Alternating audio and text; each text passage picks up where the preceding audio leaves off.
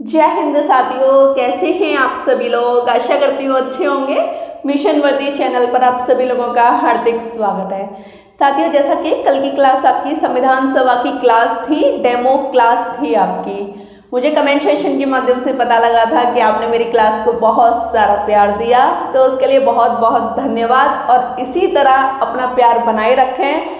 हमारे चैनल को आपने बहुत ही प्यार दिया है, उसके लिए बहुत बहुत धन्यवाद। ठीक है, तो देख लीजिए, आज हम पढ़ेंगे संविधान सभा की कार्य प्रणाली। क्लास 2 होने वाली है।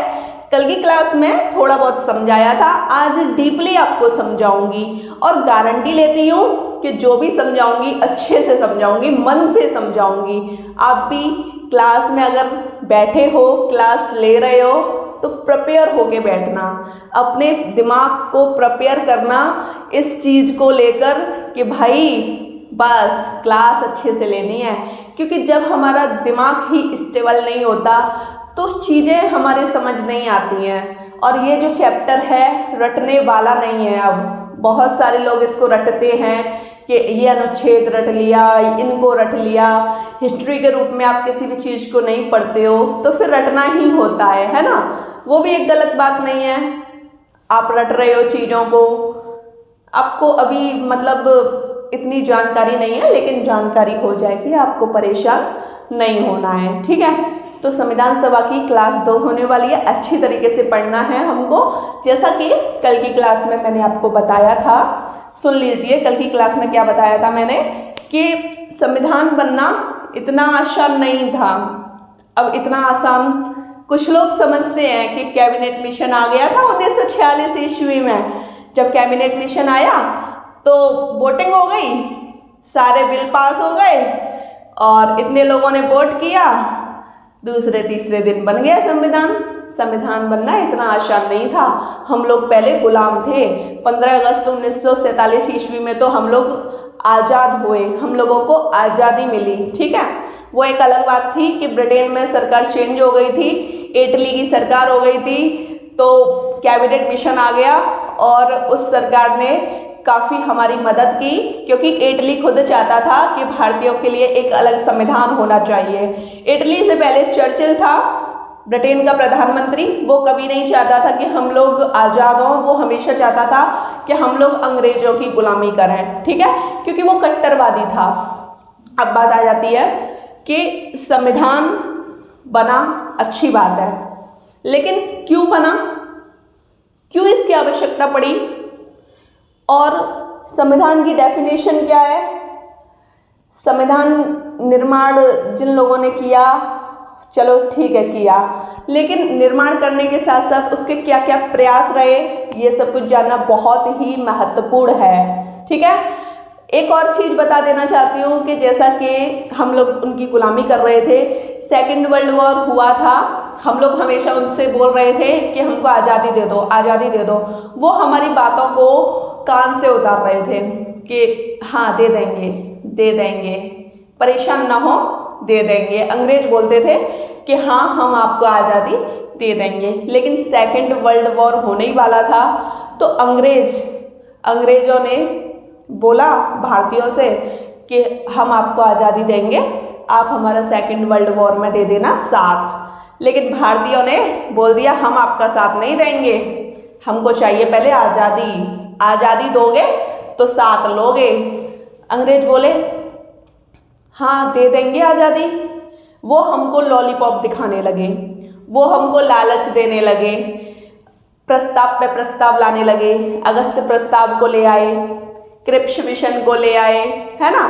लेकिन हम लोगों ने ये बोला कि पहले आज़ादी, उसके बाद कुछ और, क्या पता वो हमको वर्ल्ड वॉर में शामिल कर लें। मतलब उस टाइम की जो हमारी सोच थी वो बता रही हूँ कि अभी हमको इन लोगों ने आज़ादी दी नहीं दी। क्योंकि अंग्रेज़ों पे भरोसा करना उस टाइम बेवकूफ़ी थी। उन लोगों ने हमारे साथ विश्वासघात किया था, आए थे बिजनेस करने, हम लोगों को गुलाम बना लिया, है ना। क्योंकि भारतीय जो थे ना, उनमें कभी भी एकता नहीं थी उस टाइम, और जहाँ एकता नहीं होती वहाँ फूट पड़ती है। भारतीयों में फूट पड़ जाती थी, अंग्रेज इसी बात का फ़ायदा उठाते थे। वो इस चीज़ का फ़ायदा उठाते थे कि भाई इनमें तो एकता ही नहीं है। जैसे होता है ना, पड़ोस में लड़ाई हो जाए, वहाँ की चाची, ताई, भाभी, कोई भी हो, भाई दो घरों में लड़ाई होगी और वो उनकी अलग ही पंचायत चल रही है, वो इस तरीके से आग में घी डालने का काम करेंगी। मतलब अलग पंचायत खुद कर लेंगी, फिर अलग अलग लेडीजें जाएंगी, वो भाई जिनकी लड़ाई हुई है उनके घर जाके इस तरीके से आग में घी डालेंगी कि फूट पड़ी जानी है उनमें। तो ऐसे ही हम लोगों में पहले एकता नहीं थी, अंग्रेज इसी चीज़ का फ़ायदा उठा लेते थे और फिर जहाँ एकता नहीं होती वहाँ तो ये सब कुछ होता ही है। तो फिर उन लोगों ने सोचा कि चलो यहाँ एकता भी नहीं है और हमारे पास जो हथियार वगैरह थे वो भी कैसे थे, पहले तीर कमान वगैरह ज़्यादा हमारे पास नहीं था, उन लोगों के पास बंदूकें थी, सब कुछ था। तो इस वजह से उन लोगों ने हमको गुलाम बना लिया। और फिर आज़ादी तो खैर हमको मिली, आज़ादी से पहले जो भी बिल पेश हुए, कौन कौन से प्रस्ताव आए, ये सब कुछ हमको पढ़ने हैं एक्सप्लेन से। तो सबसे पहले हम पढ़ेंगे ऐतिहासिक, साथ के साथ लिखते जाना, ठीक है। ऐतिहासिक पृष्ठभूमि, तो इसमें सबसे पहले पढ़ेंगे संविधान क्या है। ये तो मैंने कल भी बताया था आपको, संविधान क्या है, संविधान की आवश्यकता क्यों पड़ी,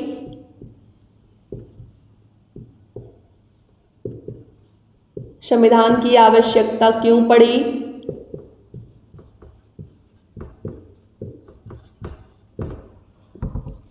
संविधान निर्माण करने के प्रयास, तीनों चीज़ को बहुत अच्छी तरीके से पढ़ेंगे। अगर आपने इनको अच्छी तरीके से पढ़ लिया तो आगे चैप्टर में आपको ज़्यादा दिक्कत नहीं आने वाली, ठीक है। संविधान निर्माण करने के प्रयास,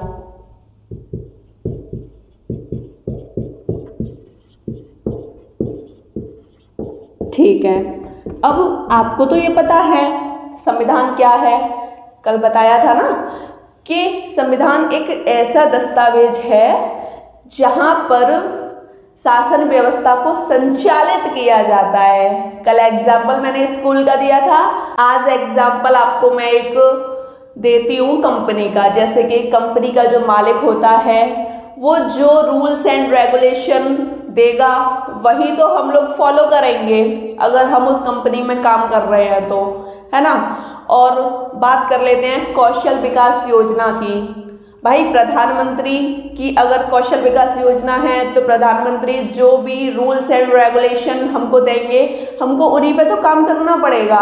तो यही है, संविधान भी यही कहता है कि जो भी शासन व्यवस्था संविधान के तहत बनती है, उसके तहत जो भी शासन व्यवस्था संचालित होती है उस पर ही हम लोगों को काम करना होगा।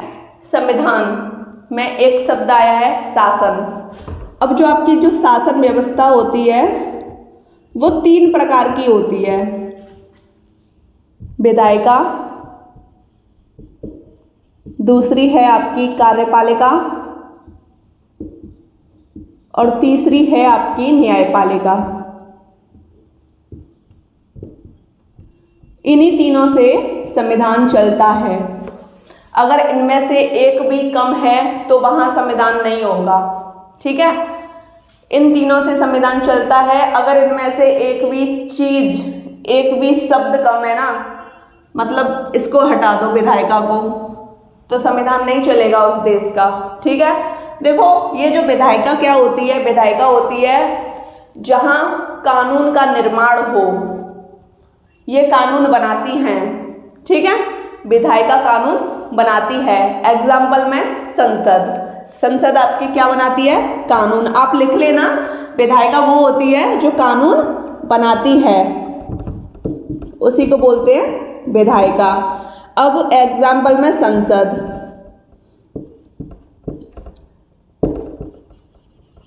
अब बात कर लेते हैं कार्यपालिका क्या होती है। जो कानून बनते हैं, जो कानून बनते हैं ये उन कानूनों को लागू कराती है। मतलब विधायिका में तो कानून बन गए, अब कार्यपालिका उन कानूनों को करा देती है लागू। जो भी कानून बनते हैं कार्यपालिका उन कानूनों को कराती है लागू। इसमें आपके एग्जाम्पल में राष्ट्रपति आते हैं, प्रधानमंत्री और जो भी आपके मंत्री वगैरह होते हैं वो इसी में आ जाते हैं। ठीक है, कार्यपालिका के अंतर्गत आपके ये आ जाते हैं। विधायिका जो कानून बनाती है, संसद कानून बनाती है। ठीक है, और जो भी कानून बनते हैं मतलब जैसे कि मैं बता देती हूँ, डॉक्यूमेंट पे जो भी काम होता है वो ये काम करेंगे, शाइन का जो भी काम होगा ये करेंगे। ठीक है, अब न्यायपालिका में तो आप समझ गए होंगे, यहाँ ये जो न्यायपालिका होती है न्याय दिलाती है। ठीक है, ये कंडीशन है आपके शासन की। अब बात कर लेते हैं कि संविधान की आवश्यकता क्यों पड़ती है। इस चीज को समझने की कोशिश कीजिए कि बहुत सारे देशों ने अपना अपना संविधान बना रखा है। क्यों बना रखा है? जिससे कि कानून व्यवस्था अच्छे तरीके से, बेहतर तरीके से चल सके। इस वजह से संविधान की आवश्यकता पड़ती है। संविधान की आवश्यकता इस वजह से भी पड़ती है कि जो भी लोग हैं उनको मौलिक कर्तव्य मिल सकें, स्वतंत्रता मिल सके और बेहतर जिंदगी मिल सके। ठीक है, क्योंकि जहाँ कानून व्यवस्था नहीं होती वहाँ बहुत ज़्यादा क्राइम होते हैं। क्योंकि कानून व्यवस्था नहीं है, किसको न्याय दिलाओगे आप? जहाँ कानून है वहाँ न्याय मिलेगा, जहाँ कानून व्यवस्था नहीं है वहाँ आपको न्याय नहीं मिलेगा। तो संविधान की आवश्यकता इसी वजह से पड़ती है। ठीक है, अब आप देख लीजिए संविधान निर्माण करने के क्या क्या प्रयास रहे थे। इसमें 3 कंडीशन थी। वो 3 कंडीशन कौन कौन सी थी? पहली थी अप्रत्यक्ष मांग, मतलब हमने कौन कौन सी मांगें की। दूसरी थी सांकेतिक मांग,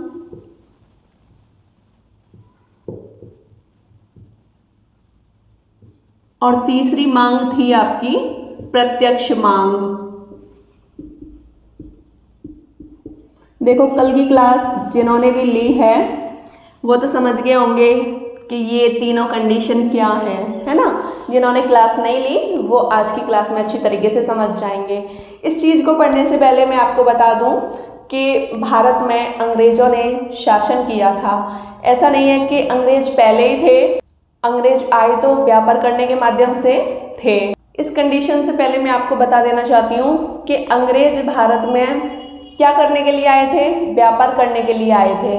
लेकिन अंग्रेज इकलौते नहीं थे, इनसे पहले भी 2 कंपनियां रह चुकी थीं, पुर्तगाली और डच। ठीक है, और पहले पुर्तगाली कौन आए थे भारत में? 1498 ईस्वी में वास्को डी गामा आया था कालीकट तट से होकर। कालीकट तट पर गुजरात के अब्दुल मजीद ने वास्को डी गामा को मतलब कालीकट तक पहुंचाया था।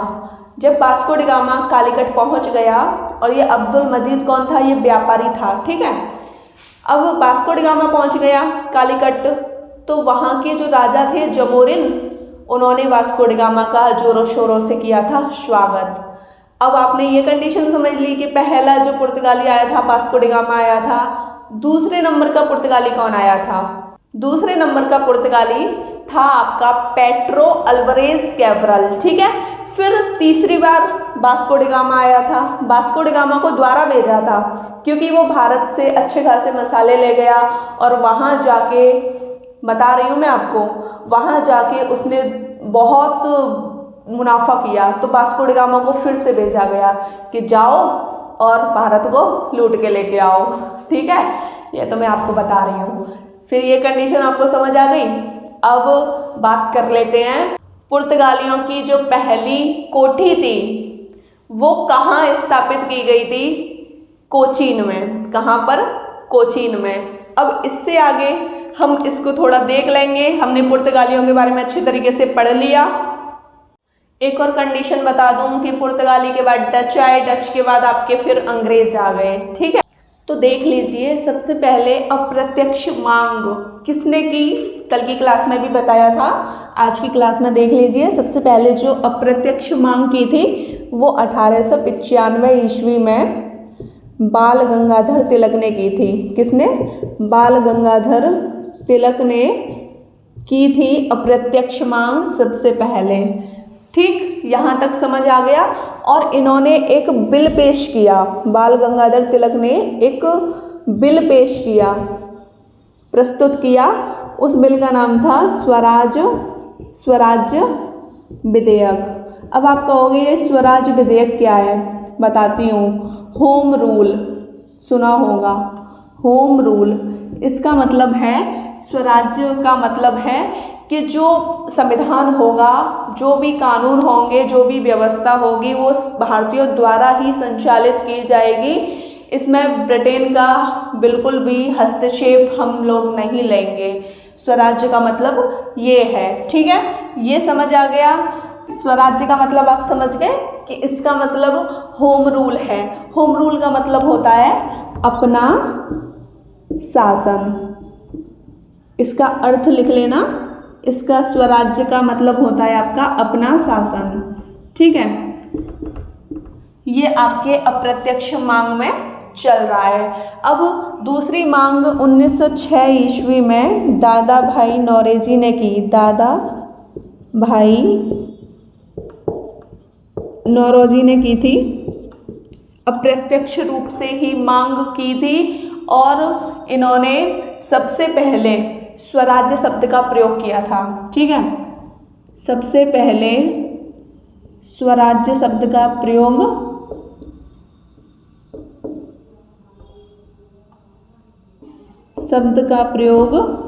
किया था। ठीक है, स्वराज्य शब्द का प्रयोग सबसे पहले किसने किया था? दादा भाई नौरोजी ने। कब किया था? 1906 ईस्वी में। स्वराज्य शब्द का सबसे पहले जो उपयोग किया था, किस अधिवेशन में किया था? तो ये अधिवेशन था आपका कलकत्ता अधिवेशन। कलकत्ता अधिवेशन। और ये जो दादा भाई नौरोजी थे, ये किस पार्टी से संबंधित थे? तो ये प्रथम कांग्रेसी थे। प्रथम कांग्रेसी थे। ठीक है, समझ गए ना। सबसे पहले 1895 ईस्वी में बाल गंगाधर तिलक ने एक बिल पेश किया जिसका नाम स्वराज विधेयक था। इंग्लिश में होम रूल के नाम से जाना जाता है। होम रूल का अर्थ होता है अपना शासन, कि मतलब हम लोग अपना शासन खुद बनाएंगे, अंग्रेजों का हाथ नहीं होगा। ठीक है, 1906 ईस्वी में दादा भाई नौरोजी ने पहला स्वराज शब्द दिया था।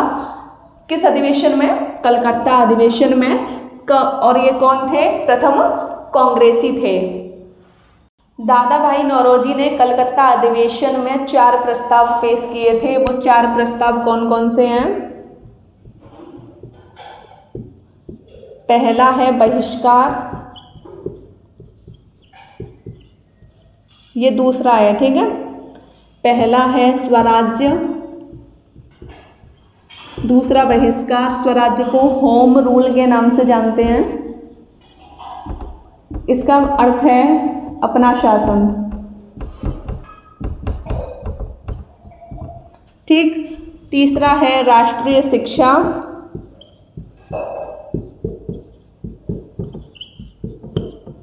चौथा है आपका स्वदेशी। बहिष्कार मतलब अंग्रेजों का बहिष्कार, राष्ट्रीय शिक्षा मतलब राष्ट्रीय तौर पर शिक्षा होनी चाहिए, स्वदेशी मतलब अपने ही देश में अपने ही लोग रहने चाहिए। ठीक है, और स्वराज्य का मतलब तो आप जानते ही हैं, अपना शासन। लेकिन क्या आपको पता है स्वराज्य शब्द की जो सबसे पहले बात बोली गई थी वो किसके द्वारा बोली गई थी?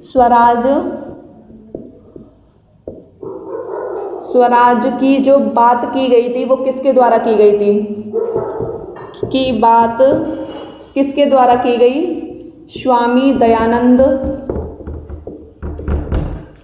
सरस्वती द्वारा। ठीक है, स्वराज शब्द दादा भाई नौरोजी ने दिया और स्वराज शब्द की जो बात की गई थी स्वामी दयानंद सरस्वती द्वारा की गई थी। अब आपको इनकी एक खासियत पता है? इन्होंने आर्य समाज की स्थापना की थी। आर्य समाज की स्थापना किसने की?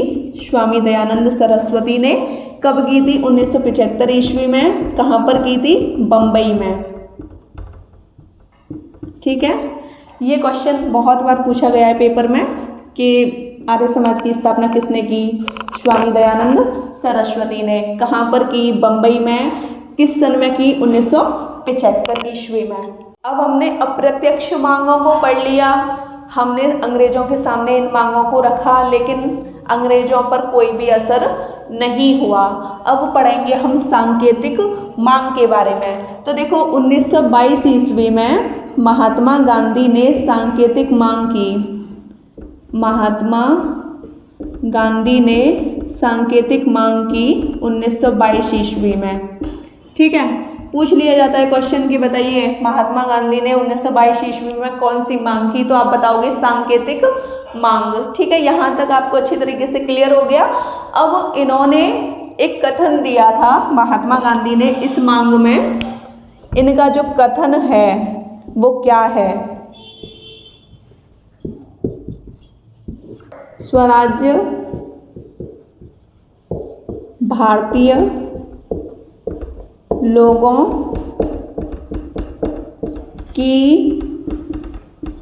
इच्छा की अभिव्यक्ति होगा।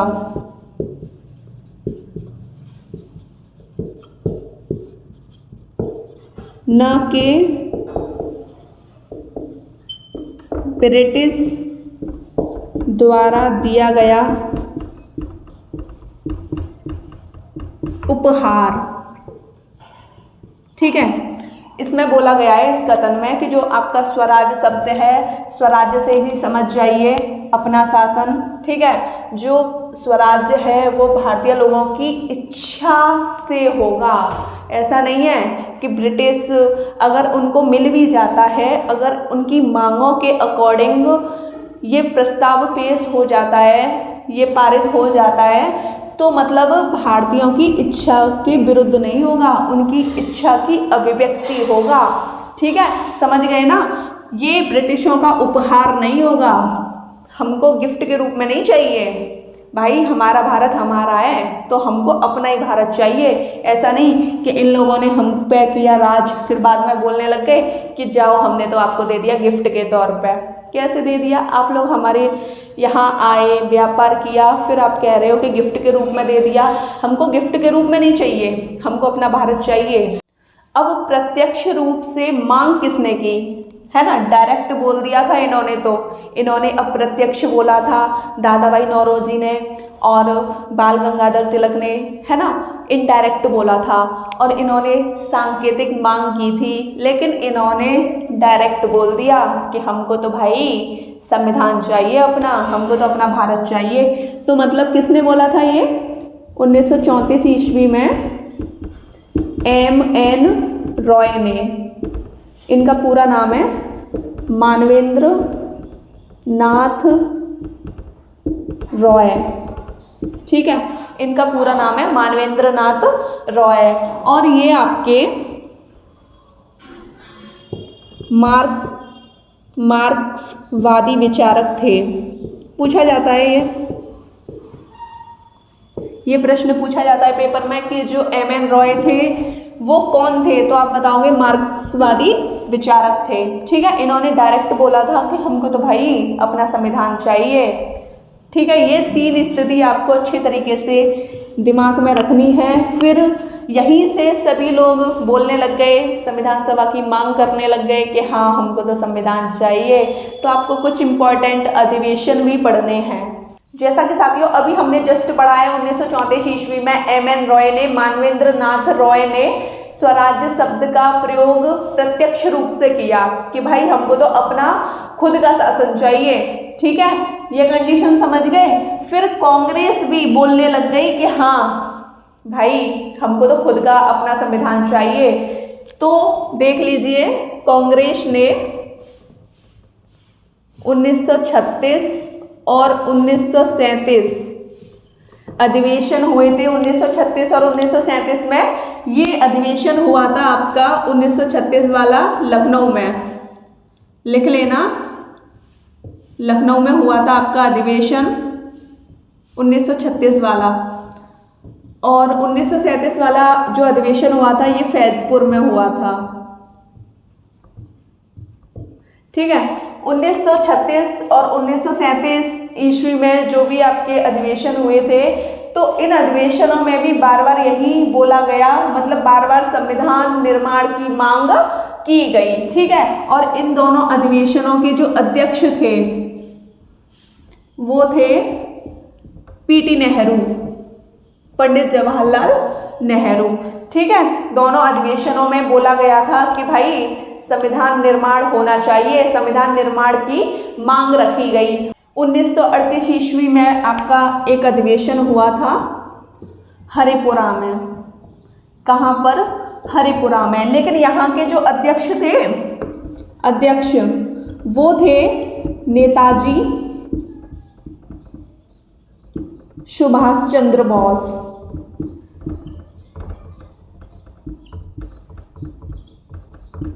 इसमें भी वही बोला गया, लेकिन यहाँ पर पीटी नेहरू ने एक कथन दिया था, वो उनका कथन बहुत ज़्यादा वायरल हो गया था। वहाँ की जनता ने बोला था कि हाँ, इस कथन पर काम किया जाए। पीटी नेहरू ने क्या कथन दिया था उसको देख लेते हैं।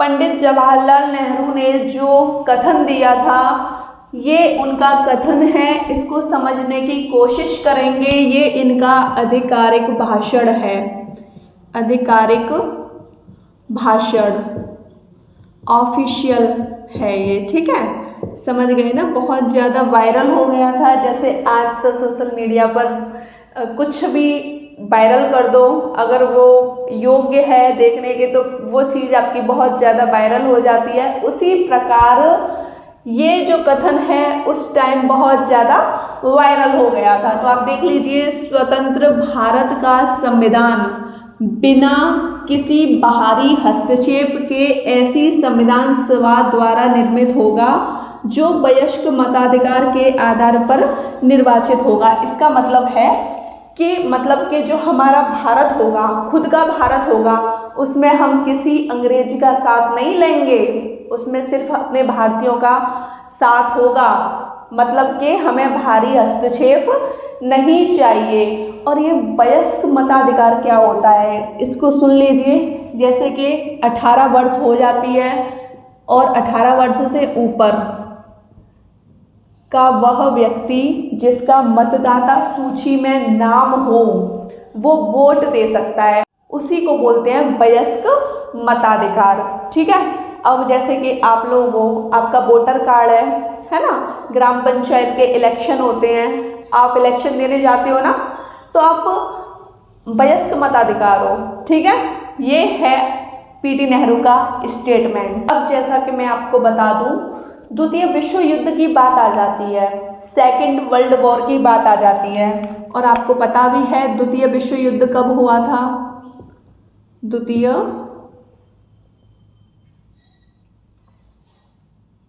विश्व युद्ध 1939 से 1945 तक चला था। ठीक है, समझ गए ना? द्वितीय विश्व युद्ध, कल मैंने 1942 बोला था, 1945 कर लीजिए आज। ठीक है, गलती से हो गया था। 1939 से 1945 तक आपका द्वितीय विश्व युद्ध चला था। अब इसमें एक कंडीशन है कि जो अंग्रेज थे वो हमको क्या समझते थे? कुछ भी नहीं। लेकिन उनको पता लगा कि भाई सेकेंड वर्ल्ड वॉर होने वाला है, तो उन्होंने क्या किया कि जनता वंता जितने भी लोग थे उन सब से बोल दिया कि आप सभी लोग तैयार रहना, द्वितीय विश्व युद्ध होने वाला है। लेकिन कांग्रेस को नहीं बताया था, कांग्रेस वहाँ की पॉलिटिकल सरकार थी, उसको नहीं बताया था। तो फिर कांग्रेस भड़क गई, उसने बोला कि हमको तो नहीं बताया और सभी लोगों से बोल दिया शामिल होने के लिए। तो कांग्रेस के जितने भी नेता थे, जितने भी राजनीतिज्ञ थे, है ना, उन सब ने बोला कि भाई कोई भी द्वितीय विश्व युद्ध में शामिल नहीं होगा, अनाउंसमेंट कर दिया। और वहाँ की जो सेना थी, जनता थी, वो नेताओं की बात मानती थी। तो सेना वेना कोई द्वितीय विश्व युद्ध में नहीं गया। द्वितीय विश्व युद्ध जब हो रहा था तो उस समय गुट थे, 2 गुट थे। पहला था धुरी राष्ट्र, दूसरा था आपका मैत्री राष्ट्र। धुरी राष्ट्र में जापान जर्मनी जैसे देश थे, है ना, जापान जर्मनी जैसे देश थे। 1-2 कोई लेके चल रही हूँ। धुरी राष्ट्र में जापान जर्मनी जैसे आपके देश थे। मैत्री राष्ट्र में America, Holland, Belgium, France, Britain जैसे देश थे। अब भारत ने तो बिल्कुल मना कर दिया था कि हम आपका साथ नहीं देंगे, क्योंकि आपने तो हमको बताया ही नहीं है, कांग्रेस वालों को तो बताया ही नहीं है ना। तो ये कंडीशन बहुत क्रिटिकल हो गई। यहाँ पर कांग्रेस वालों ने दे दिया था इस्तीफा दे दिया। तो फिर और जो जनता थी उसको अवगत हो गया था कि भाई हमारे नेताओं के साथ ऐसा हो रहा है। तो फिर उन्होंने बिल्कुल भी अंग्रेजों का साथ नहीं दिया। अंग्रेज चले गए अकेले लड़ने के लिए, ठीक है, ये अकेले गए। तो यहाँ जो मैत्री राष्ट्र थे, यहाँ हॉलैंड हार गया, मतलब कमज़ोर पड़ गए। बेल्जियम भी कमज़ोर पड़ गया, फ्रांस भी कमज़ोर पड़ गया। तो इन लोगों ने ब्रिटेन से बोला कि आप भारत को ले आइए। ब्रिटेन के जो भी अंग्रेज थे वो भारत आए और इनसे बोलने लग गए कि भाई प्लीज़ हमारा साथ दे दो प्लीज़ साथ दे दो, है ना। लेकिन इन्होंने बोला कि आप हमसे बिना बताए ये सारे काम कर रहे हैं, ऐसे कैसे हम आपका साथ दे दें। तो मतलब कि बहुत ही प्यार से बातें हुई। इन्होंने बोला अंग्रेजों ने कि हम आपको दे देंगे आज़ादी, परेशान ना हो। तो फिर एक प्रस्ताव आया 8 अगस्त 1940 ईस्वी में, अगस्त प्रस्ताव। अब यहाँ से प्रस्ताव आने शुरू हो गए, ठीक है। 8 अगस्त 1940 ईस्वी में प्रस्ताव आया और ये प्रस्ताव किस वायसराय द्वारा लाया गया? वायसराय थे आपके लिनलिथगो। कौन था वायसराय? लिनलिथगो, ठीक है। और इस अगस्त प्रस्ताव का जो उद्देश्य था वो यही था, भारतीयों को द्वितीय वर्ल्ड वॉर में, भारतीयों को द्वितीय विश्व युद्ध में शामिल करना, है ना। और इन लोगों ने बोला था कि हम आपको आज़ादी दे देंगे, परेशान ना हो। तो बाद में हम लोगों ने इन लोगों का साथ दे दिया था, ठीक है। ये सब कुछ आपने नोट डाउन किया अच्छे से, ठीक। अब अगस्त प्रस्ताव के बाद मैं आपको कल पढ़ाऊंगी। आज की क्लास आपको कैसी लगी मुझे कमेंट सेक्शन में अवश्य बताइएगा। वीडियो अच्छी लगी हो तो चैनल को सब्सक्राइब कीजिएगा, लाइक कीजिएगा, शेयर कीजिएगा। जय हिंद साथियों।